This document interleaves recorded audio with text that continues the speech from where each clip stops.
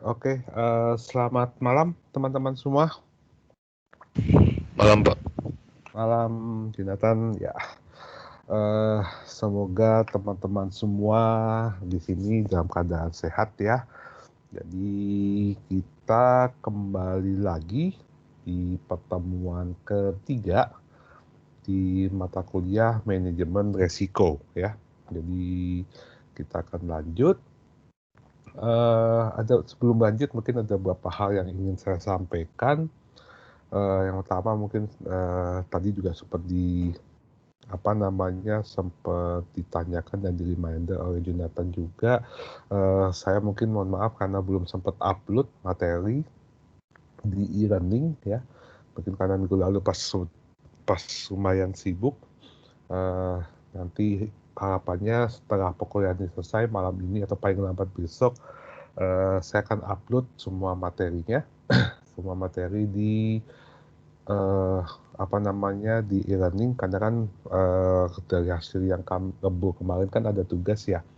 Jadi supaya besok teman-teman juga bisa submit di e-learningnya gitu ya. Saya juga mungkin kelupaan untuk reminder dari sana. Nah, itu kemudian yang kedua, karena mungkin semester pendek, kita waktunya pendek ya teman-teman ya.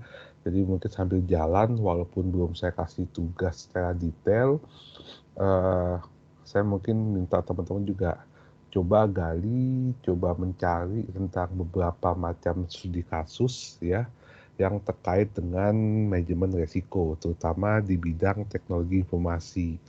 Ya, apa-apa saja yang terjadi tentang teknologi informasi, resiko-resiko apa yang bisa terjadi atau mungkin sudah pernah terjadi, contoh-contoh seperti apa, baik yang ada di Indonesia maupun yang ada di luar negeri. Jadi ya mungkin dikumpulkan aja terlebih dahulu teman-teman,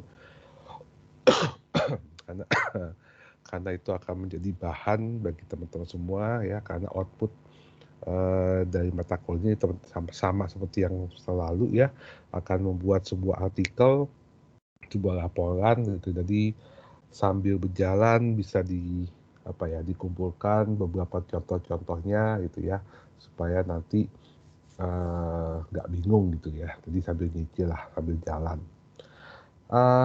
Kita akan masuk di dalam materi ketiga. Saya akan share screen dulu, bentar.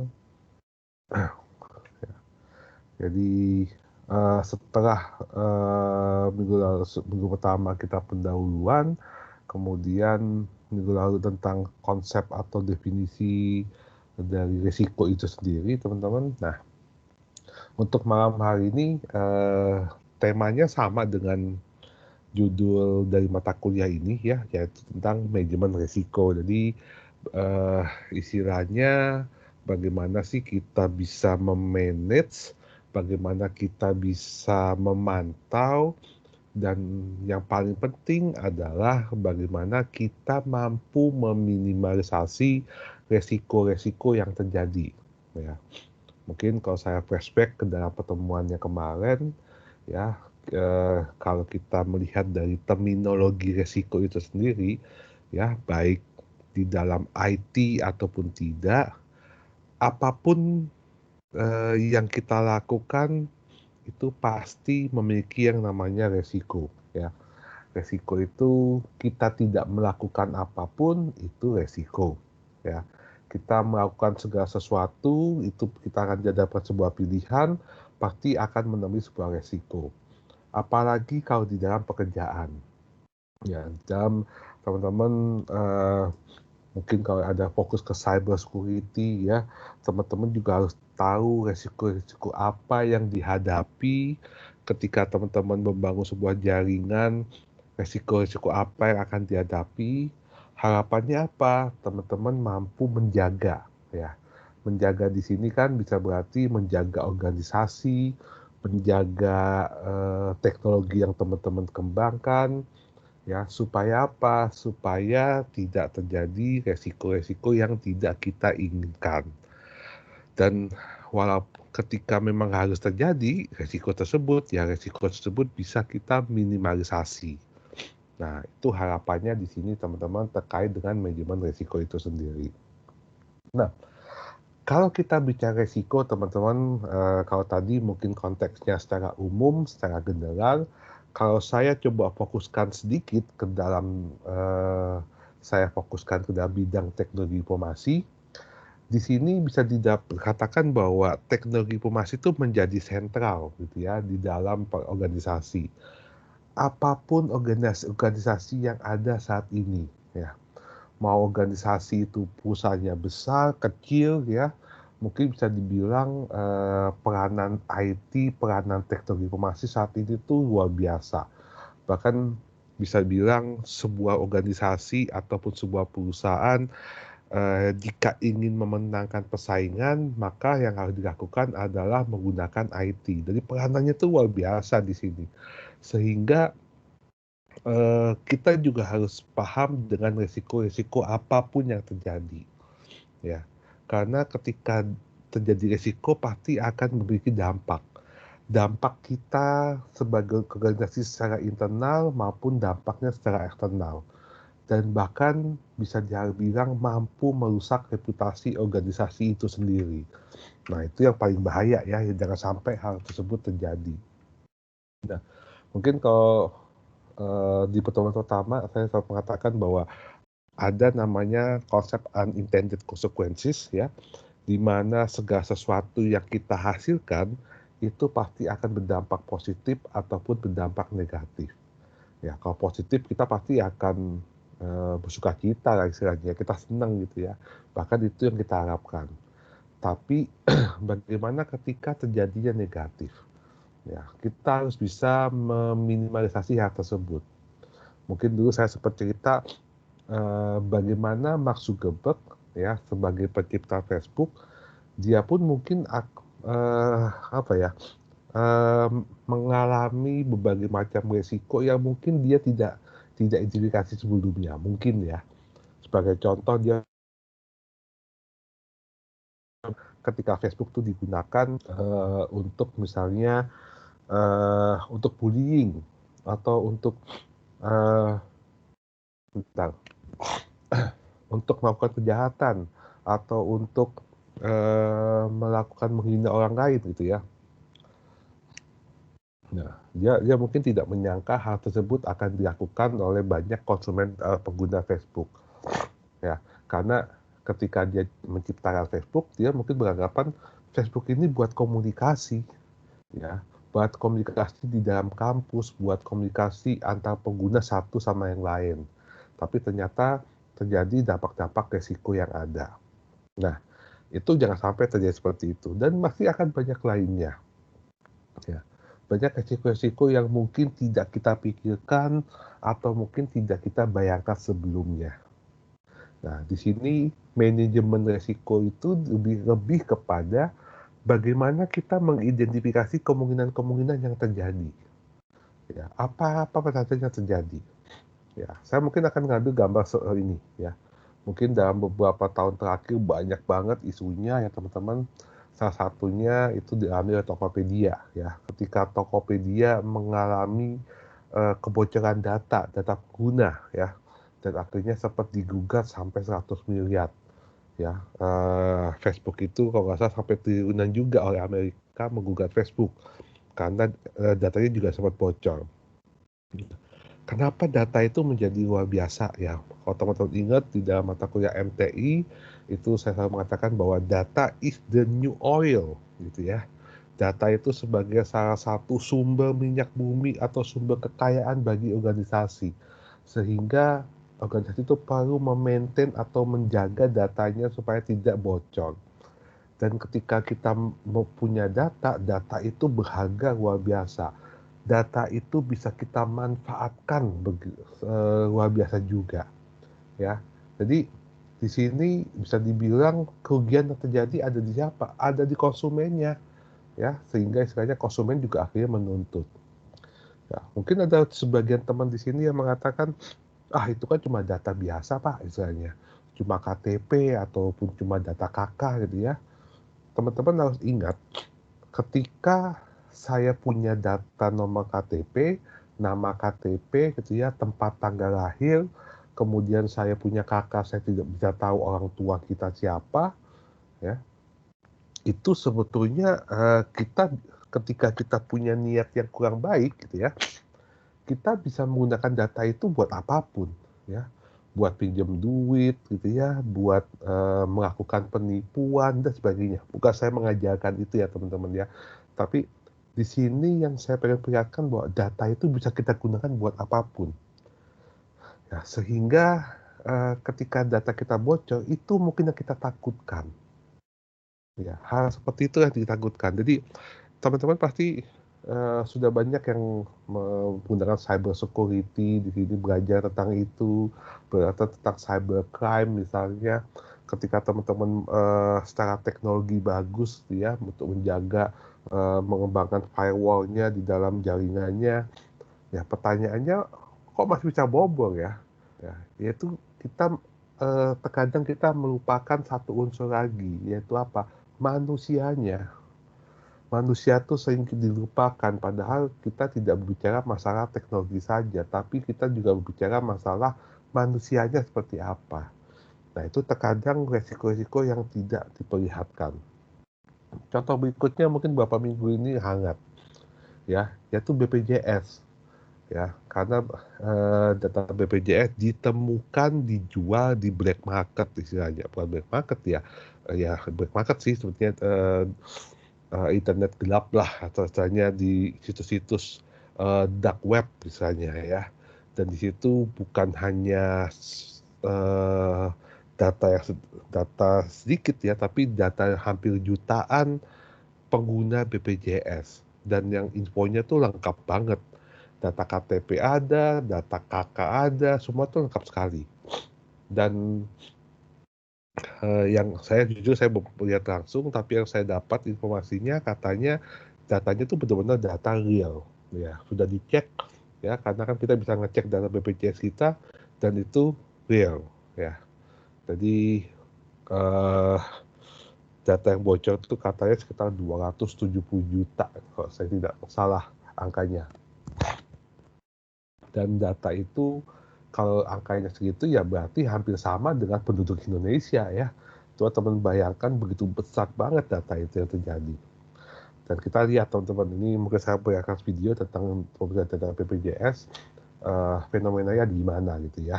Kita coba lihat ini video singkat. Dalam konferensi pers virtual, Direktur Utama BPJS Kesehatan Ali Gufron Mukti mengatakan BPJS Kesehatan selama ini telah melakukan upaya perlindungan data peserta melalui pengelolaan teknologi informasi. Dinamisnya dunia digital menurut Dirut BPJS Kesehatan membuat kelompok tertentu yang tidak bertanggung jawab bisa membobol data pribadi yang terhimpun melalui platform digital BPJS Kesehatan. Di BPJS Kesehatan, sistem keamanan data ini telah sesuai dengan standar ISO 27001 dan sudah tersertifikasi, dan implementasikan COVID, Control Objectives for Information Technology, serta menjalankan Security Operation Center atau SOC yang bekerja selama 24 jam dalam 7 hari. Untuk melakukan pengamatan itu jika ada hal-hal yang mencurigakan. Sistem keamanan teknologi informasi di BPJS Kesehatan telah berlapis-lapis. Walaupun BPJS Kesehatan sudah melakukan sistem pengamanan sesuai standar yang berlaku, namun masih dimungkinkan terjadinya peretasan. Mengingat sangat dinamisnya dunia peretasan. Peristiwa peretasan pun juga pernah dialami oleh banyak lembaga, baik di dalam maupun luar negeri.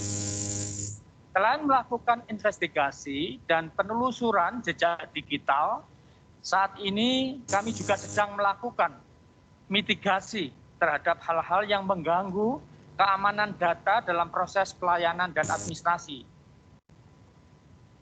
Sebelumnya, data penduduk Indonesia diduga diperjualbelikan di dunia maya. Data yang bocor berisi alamat surat elektronik, nomor telepon, dan sejumlah data pribadi lainnya. Hasil investigasi Kemenkominfo dari sampel data yang beredar ditemukan akun bernama Coach, penjual data pribadi di forum peretas internet Raid Forums.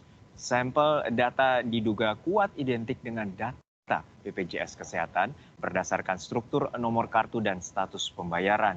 Transaksi jual beli data memakai aset kripto. Red Forums merupakan forum yang bisa diakses dengan mudah. Di dalamnya diindikasi terdapat tempat jual beli bagi penjual dan pemburu data.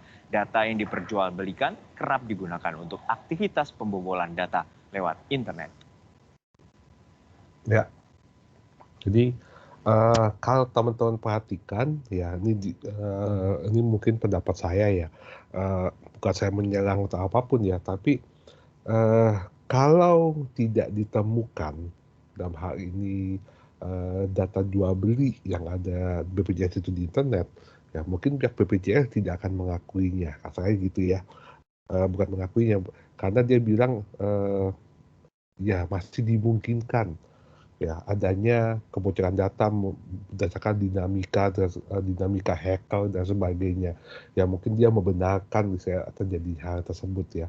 Namun kita bisa melihat bagaimana ada sesuatu hal yang mungkin tidak diperkirakan oleh pihak BPJS, yaitu terjadinya kebocoran data ini. Walaupun kita tidak tahu sumbernya dari mana, tapi dia menganggap ketika dia sudah menggunakan teknologi yang luar biasa, COVID dan segala macam misalnya, dia merasa dirinya aman, gitu ya.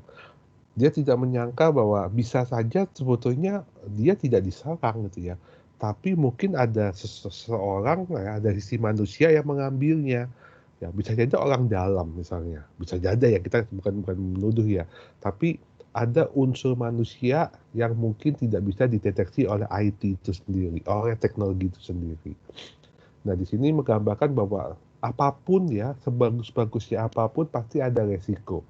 Dan resiko inilah yang tidak diidentifikasi dengan baik, sebagai sampel aja.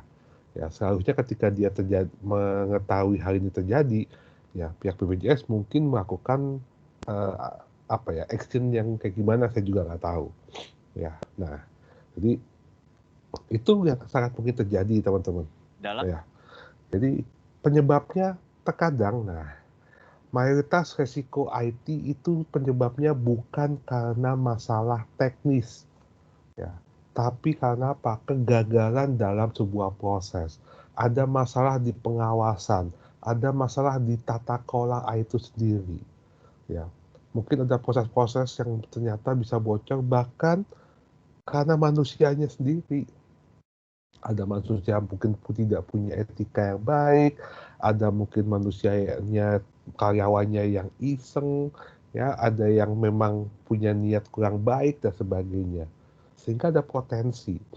Jadi resiko di dalam IT itu bukan murni disebabkan oleh karena teknis. Ya, kita tidak bisa menjudge, wah itu hacker itu, wah itu dibobol segala macam. Ya, kita itu belum tentu ya, walaupun itu mungkin bisa terjadi.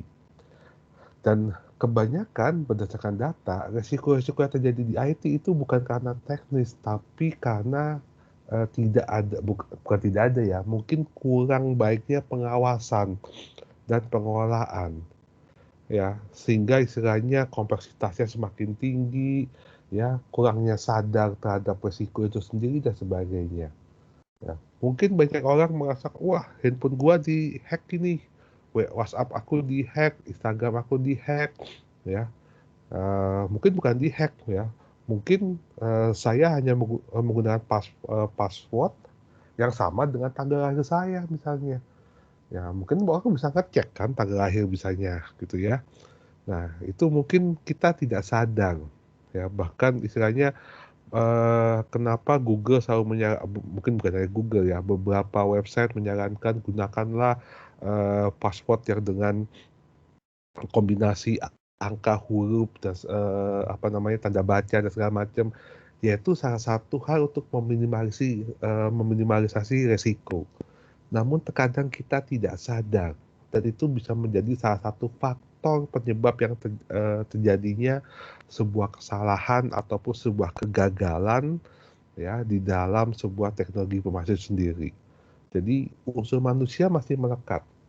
Sehingga nanti teman-teman, kalau teman-teman mendevelop sesuatu, mengembangkan sesuatu, ya, membuat sesuatu misalnya, teman-teman juga harus melihat dari sisi manusia. Ya, kalau manusia ini mengalami kesalahan, ya, atau human error, ini berakibat apa?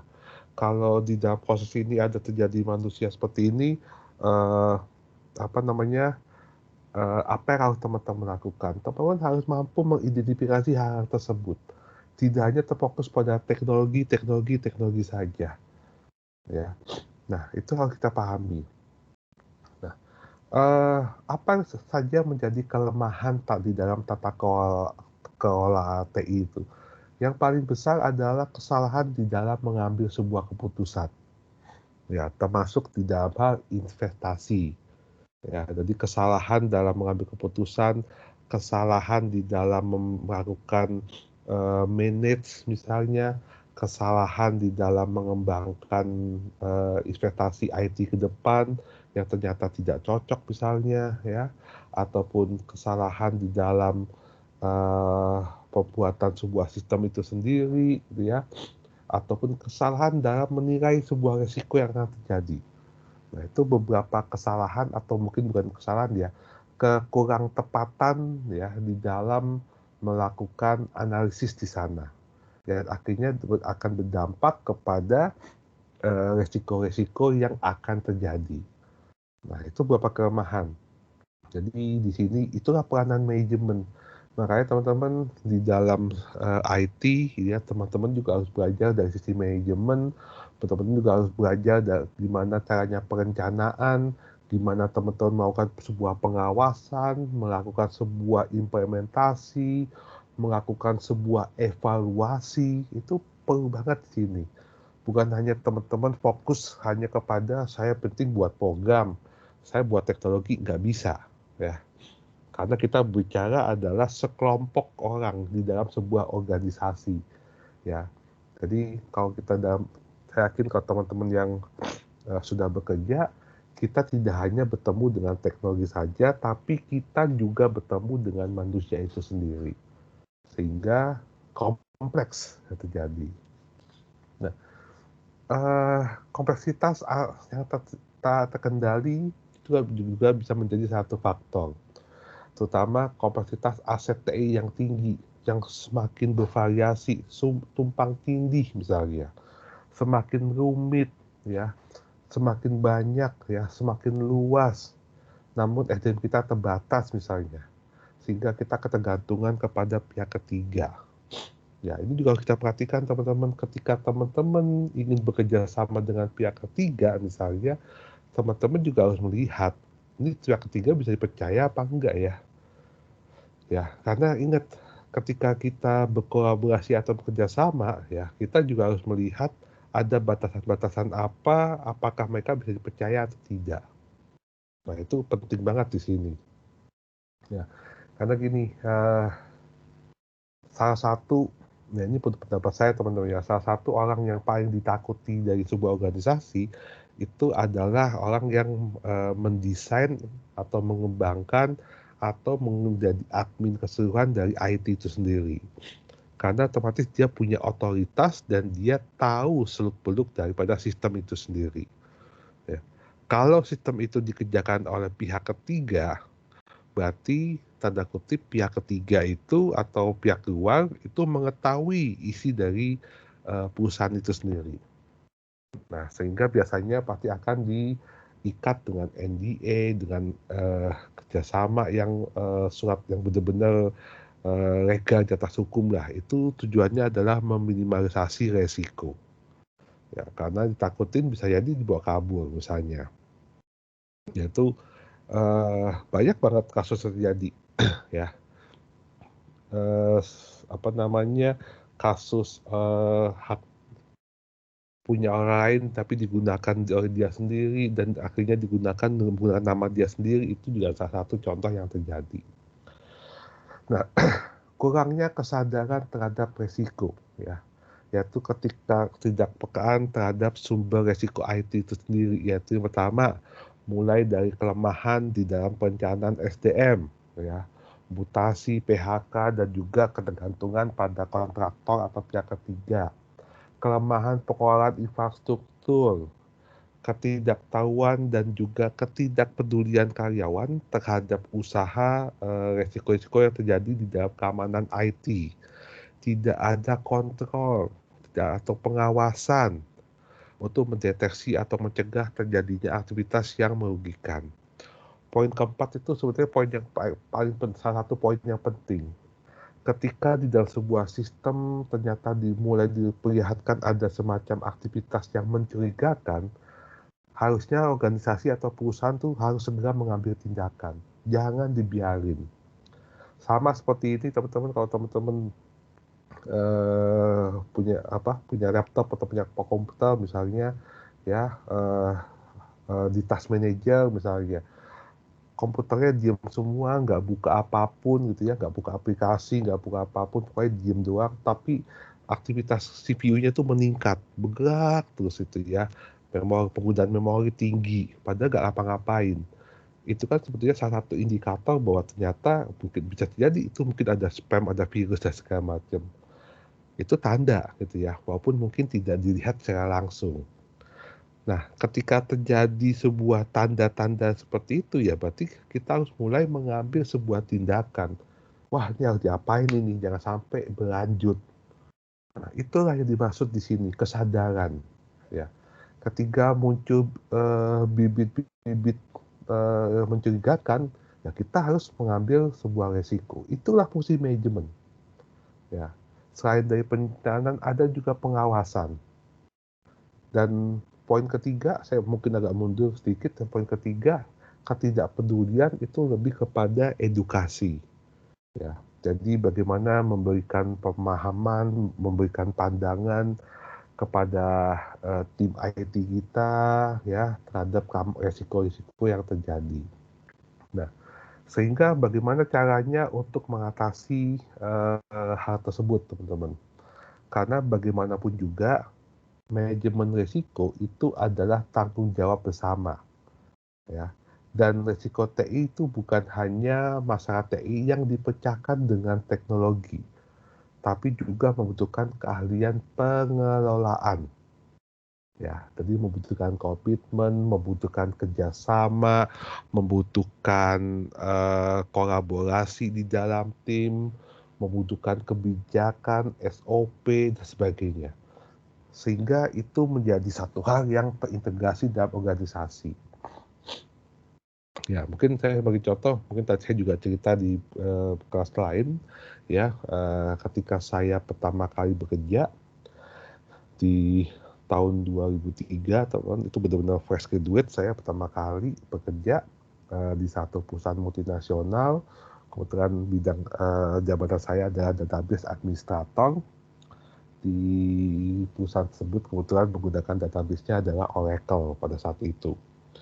Nah, salah satu tugas kita adalah mengawasi penggunaan database untuk konsumen se-Jakarta pada saat itu. Ya, teman bisa bayangkan, berarti saya harus kami harus memanage konsumen-konsumen pengguna layanan kami untuk satu kota Jakarta.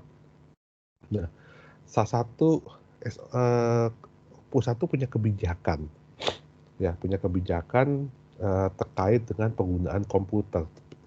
Itu kita mulai dari hal yang paling bawah. Karena pada saat itu mungkin tidak ada laptop, belum booming, masih mahal ya teman-teman. Jadi kami semua menggunakan PC desktop yang ada di komputer, yang ada di meja kerja kita semua. Ya, sehingga kita datang tidak bawa laptop ya, karena udah disediakan di sana.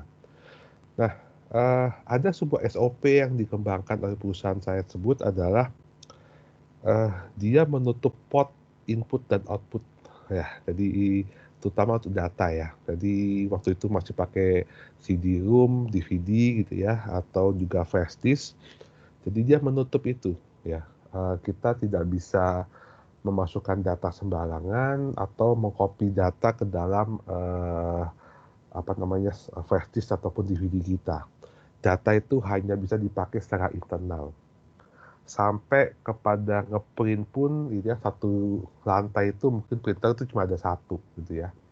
Karena semua output, semua hasil print itu semua termonitor ya. Jadi saya nge-print file apa itu semua tahu semua.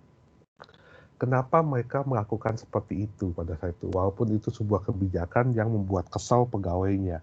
Mungkin saya sebagai pegawai baru pada hari itu juga, ini ngapain sih sampai segini amat gitu ya. Bahkan seminggu saya bekerja, saya sudah dapat SP1 teman-teman ya. Karena saya paling suka dengerin musik, jadi saya membuka BIOS-nya segala macam sehingga flash disk itu bisa kepake. Saya memasukkan lagu MP3 ke dalam komputer saya gitu ya. Hanya itu aja tuh. Terus saya dapat SP1 gitu ya. Dan saya akhirnya baru sadar kenapa perusahaan itu melakukan kebijakan seperti itu.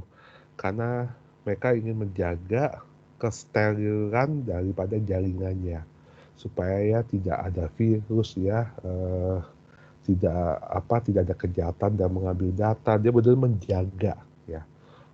Walaupun dia menggunakan teknologi firewall yang cukup bagus ya, tapi dia menjaga dari kesalahan yang dilakukan oleh manusia.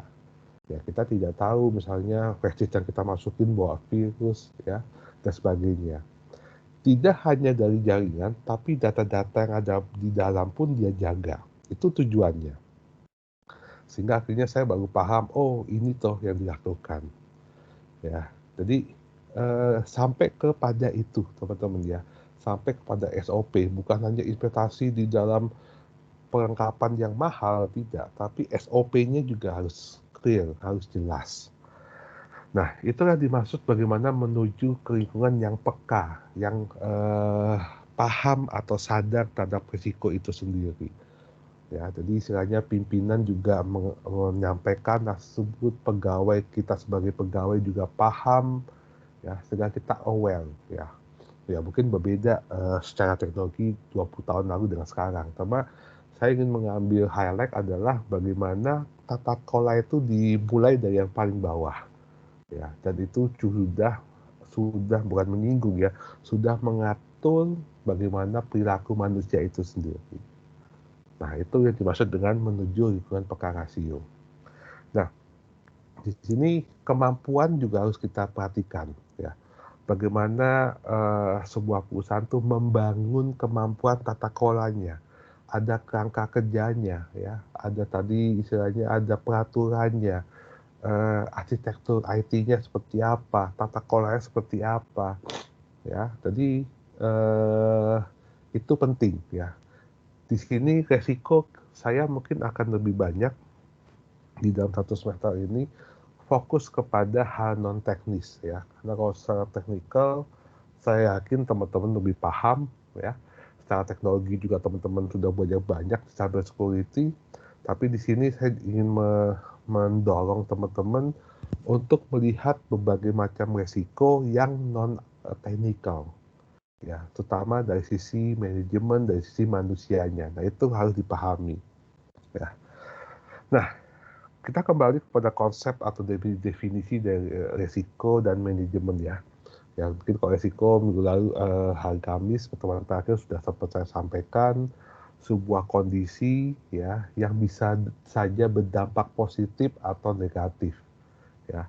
Jadi ya resiko itu bukan hanya negatif teman-teman, positif juga bisa ya. Cuma kalau positif mungkin kita happy lah ya, kalau ada sebuah hasilnya berdampak positif itu masih happy. Nah, beda dengan masalah ya. Resiko itu adalah sebuah potensi terjadinya sebuah masalah ya, tapi belum terjadi. Kalau masalah itu sudah terjadi, namun resiko itu akan menyebabkan terjadinya masalah ya. Nah, ketika kita tidak mampu meminimalisasi atau menangkal resiko yang ada, maka resiko itu akan menjadi masalah. Jadi resiko itu sebetulnya kita berbicara sesuatu yang abstrak, teman-teman, karena sesuatu yang belum terjadi, karena mereka masih potensi, ya. Nah, apa bedanya dengan manajemen resiko? Manajemen resiko seperti tadi saya sampaikan itu adalah proses identifikasi, proses perencanaan, proses analisa, dan bagaimana kita selalu mengantisipasi resiko yang terjadi. Ya, kita minimalisasi, kita benar-benar menjaga supaya resiko-resiko tersebut tidak terjadi. Tujuannya apa? Memaksimalkan dampak positif, yaitu sebuah peluang yang kita harapkan, dan meminimalisasi dampak negatif. Ya, jadi itu dua hal yang pengen kita dapatkan dari manajemen risiko. Bagaimana memaksimalkan dampak positif, tapi meminimalkan dampak negatif. Ya, teman-teman pasti sudah paham di sana. Nah, dan prinsip dasar manajemen risiko yang pertama adalah antisipasi atau antisipatif, bukan reaktif. Jadi kita tuh mengantisipasi, ya, mengatasi penyebab-penyebab yang mungkin terjadi, menyiapkan rencana penanggulangan sebelum ada kejadian. Ingat ya, sebelum ada kejadian. Terus menerapkan prosedur penanggulangan jika terjadi, ya. Terus menerapkan mekanisme preventif atau mengurangi kemungkinan terjadinya sejauh hal tersebut bisa memungkinkan. Jadi kalau teman lihat ini sifatnya tuh apa ya? Mengantisipasi kemungkinan, itu manajemen resiko. Makanya tadi saya selalu buang lagi ingatkan pada teman-teman, ketika teman-teman ingin membuat sesuatu, teman-teman harus memikirkan apa yang akan terjadi. Teman-teman harus memikirkan kemungkinan-kemungkinan apa yang terjadi. Dan yang kedua, bersifat kolektif, ya, yaitu melibatkan berbagai macam pihak. Ya, jadi tidak hanya satu, bisa pimpinan, bisa tim, bisa kerjasama di luar dan sebagainya. Nah, kemudian tadi ada bersifat proaktif, bersifat kolektif, kemudian bersifat partisipatif, dan yang terakhir yang keempat bersifat iteratif. Itu adalah 4 prinsip dasar dari manajemen risiko. Saya ulangi ya teman-teman, proaktif, ya, kemudian kolektif, partisipasif, dan terakhir keempat adalah iteratif. Ya, jadi istilahnya yang iteratif itu adalah memfasilitasi belajar, ya, segala ketika terjadi resiko itu dijadikan bahan pembelajaran. Akan terjadi resiko yang berulang-ulang, itu sifatnya iteratif. Kemudian kalau partisipasif ya berarti partisipasi semua pihak yang terlibat di dalam manajemen risiko itu sendiri. Nah, itu bayangan di situ. Nah, kalau kita lihat siklus teman-teman, ya ini pertama ya adalah identifikasi, ya, itu manajemen risiko. Kemudian yang kedua menganalisis, yang ketiga perencanaan, yang keempat memantau, ya, memantau dan melaporkan ketika ada sesuatu hal terjadi, mengontrol atau mengawasi, dan yang keenam adalah mengevaluasi atau lesson learn. Ya, di sini adalah sebuah siklus bagaimana kita mampu meminimalisasi sebuah manajemen risiko yang terjadi. Ya, nah, jadi ada 6 hal di sini teman-teman. Nanti teman bisa baca secara detail 6 hal ini apa saja gitu ya. Dan tidak ada yang duluan teman-teman ya, karena sifatnya siklus. Ya, kita bisa mulai dari poin nomor 1 ketika di awal kita identifikasi.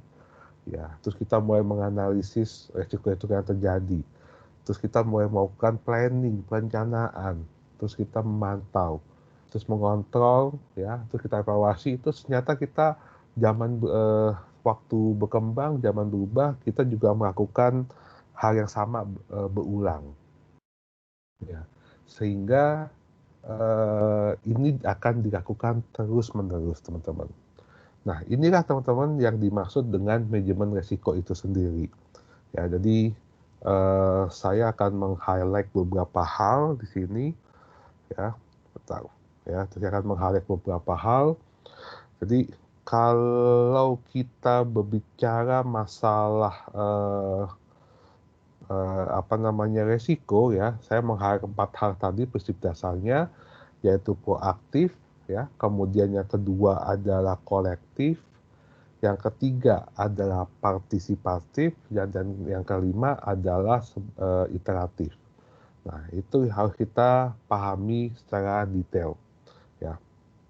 Jadi teman-teman,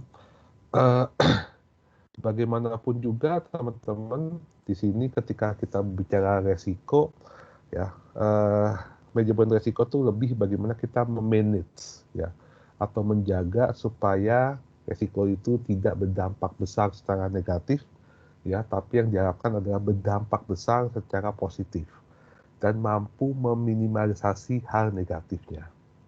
Itulah yang disebut dengan manajemen resiko itu sendiri. Nah, supaya nanti teman-teman bisa mendapat gambaran ya, istilahnya silakan nanti teman-teman bisa coba browsing ya, coba kumpulkan ya, walaupun mungkin bukan menjadi tugas ya, tapi bisa menjadi inspirasi teman-teman, resiko-resiko yang terjadi atau dampak-dampak apa yang terjadi di dalam implementasi IT itu sendiri. Ya, karena saya yakin teman itu kasus yang sangat banyak ya, tapi yang perlu teman-teman pelajari dan menjadi lesson dan teman-teman adalah apa yang dilakukan oleh perusahaan supaya meminimalisasi risiko tersebut. Dan yang kedua, bagaimana perusahaan mampu menjaga atau melakukan aksi ya ketika risiko itu terjadi. Ya, nah itu bagaimana istilahnya. Kalau teman-teman, saya kembali mau flashback meng-highlight teman-teman di pertemuan pertama, saya memberikan sebuah video dari Eagle ya. Di situ mereka mengalami sebuah resiko di dalam sosial media ya, ketika mereka mengeluarkan sebuah kebijakan yang ternyata berdampak buruk kepada dirinya. Namun di akhir kita bisa melihat bagaimana sang CEO atau direkturnya melakukan sebuah counter, melakukan sebuah apa ya, bisa bilang tingkat mengatasi ya, membuat sebuah strategi atau evaluasi dari yang dilakukan. Ya, jadi itu permohonan maaf tuh luar biasa. Kalau perhatikan dua video tadi berbeda ya. Bukan saya bukan orang psikologi, tapi kita bisa melihat si Eagle dia mengakui itu kesalahan ya, tapi mungkin tadi 100 BPJS mungkin dia mencoba mengalihkan gitu ya, bahwa itu ya biasa terjadi gitu ya, hacker banyak dengan perkembangan bla bla bla gitu. Jadi itu sudut pandang yang berbeda, dari sisi komunikasi itu sudut pandang yang berbeda. Jadi istilahnya apapun itu ya, kita harus menjaga baik diri kita, baik perusahaan kita ya, untuk meminimalisasi resiko-resiko yang terjadi. Nah, itu mungkin teman-teman yang bisa saya sampaikan di dalam pertemuan kedua kali ini ya. Kalau hari Senin biasanya tugas saya akan pusatkan di setiap pertemuan hari Rabu ya. Jadi kalau hari Senin kita akan lebih banyak sharing gitu ya. Jadi setelah ini mungkin paling lambat besok pagi, semoga saya tidak terlewat, saya akan mengupdate e-learning-nya ya teman-teman. Jadi nanti teman-teman bisa melihat slide-nya kembali dan juga di lalu sempat saya kasih tugas. Nanti teman-teman bisa melihat rekamannya di pertemuan yang lalu, tugasnya seperti apa. Dan tadi juga saya sempat sampaikan, coba mulai mencari informasi, mendownload, men-search tentang segala sesuatu yang terkait dengan resiko IT supaya bisa menjadi bahan bagi tugas-tugas nanti pada teman-teman semua. Nah, mungkin sementara itu teman-teman, ini saya lihat semuanya 11 orang ya, semua sudah masuk ya. Jadi nanti ya, ini kan mahasiswanya nggak terlalu banyak, tadi nanti absennya saya akan melakukan absennya langsung di portal. Mungkin itu saja dari saya teman-teman untuk malam hari ini. Kalau nanti di luar perkuliahan teman-teman ada pertanyaan, silakan kontak ya, mau diskusi apapun bebas gitu ya. Semoga teman-teman sehat semua. Sampai ketemu lagi di hari Rabu. Selamat malam teman-teman semua. Malam Pak, makasih. Ya.